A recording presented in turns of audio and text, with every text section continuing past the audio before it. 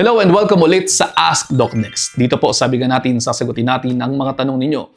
At ngayon po, mula naman sa NGL ang tanong, bakit hindi mo sabihin na kinakailangan din ng asid ng tao? Hindi puro kabawas-bawas ng away pa nga si Mokong. Ito na, sasagutin na. Pero teka, follow ka muna sa page natin, baka hindi ka pa nakafollow kasi. Isa itong problema sa social media. Kapag ka sinabi mong magbawas, ang iniisip nila, ang sinasabi mo ay wag nang maglalagay ng ganyan sa inyong mga plato, when in fact, ang sinabi mo lang naman talaga ay bawasan. Ito na po talaga ang epekto ng brain fog sa mga taong nagkukulang na ng ready source of energy sa mga brains nila. Anyway, sige, ano daw nga ba ang risk kapag ka bumabagsak ang sodium ng katawan? Ito yan. Ang tawag po dyan, hyponatremia. Naalala po ba ninyo, may isang video ang Alo Drugstore at ang sabi ng babae, hypotremia. Ang sobrang pag-inom ng tubig ay nagdudulot ng hypotremia. Ito po yung talagang gusto niyang sabihin, hyponatremia. Totoo naman yan, pero kung ang sisisihin natin ay ang sobrang pag-inom ng tubig, medyo rare naman po na nangyayari yan dahil mangyayari lamang yan kung more than 1 liter per hour ang maiinom ninyong tubig at wala naman kayong losses. Yan yung nangyari sa kaso ng isang babaeng napabalitang namatay dahil sa sobrang pag-inom ng tubig. Nag-swell yung utak niya, nag-herniate, ayun, patay. Okay, more about this. Again, lahat po ng sobra masama. Kaya kung sobrang wala din namang sodium sa katawan, hindi rin po maganda.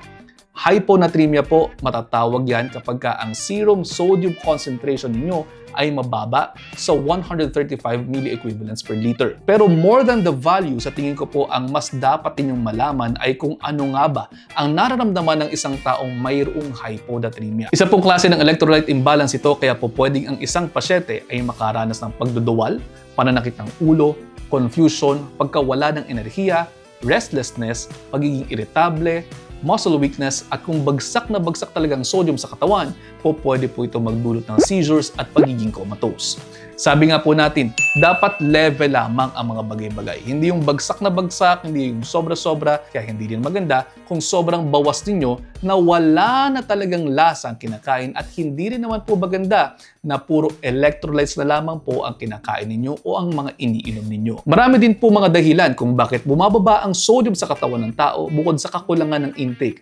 Pwede rin po dahil sa ilang mga gamot tulad ng diuretics, antidepressants, pain medications. Pwede rin sobra sa problema sa puso, sa kidneys at sa liver, at pwede rin masyadong mataas ang levels sa tinatawag na antidiuretic hormone ninyo kaya nagre-retain ng tubig kaysa sa naiihi ninyo, at pwede rin po dahil sa pagsusuka at pagtatae. At sabi nga po natin, pag-inom nga ng masyadong maraming tubig pwede rin po maging dahilan ng hyponatremia. So paano ito may iwasan? Siyempre gagamutin natin ang mga sakit kung may sakit. Pangalawa, i-educate po natin ang ating mga sarili. Huwag tayong masyadong extremist na porke sinasabi po natin na bawasan ng asin, sobrang wala na kayong kakaining sodium. At kung kayo po ay mayroong sobrang demanding na activities like sports, pwede pong uminom ng mga sports drinks lalo na may mga electrolytes to replenish the losses. Huwag din po kayong sobrang laklak naman ng tubig to the point na more than 1 liter per hour na iniinom ninyo pero wala naman kayong losses o wala naman kayong activity o hindi naman kayo pinagpapawisan.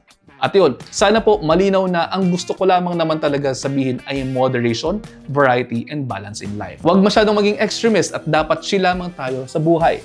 Alright? Yun lang muna. Don't forget to like and follow for more. Ingat!